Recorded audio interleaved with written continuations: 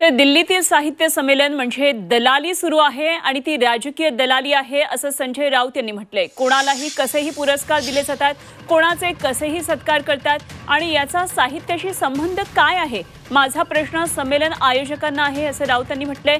तुम्ही दिल्लीला दलाली करायला आला आहात का? काय साहित्याची सेवा करताय असाही सवाल राऊतांनी उपस्थित केलाय। भारतीय जनता पक्षाचा उपद्व्याप सुरू आहे असंही राऊत म्हणाले।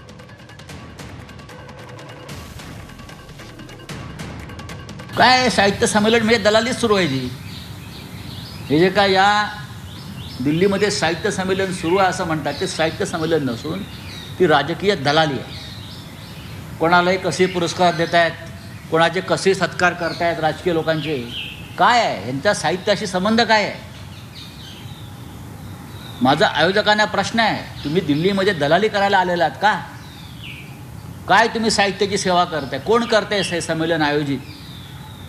हा भारतीय जनता पक्षाचा एक उपद्व्याप आहे हा सगळा इथे।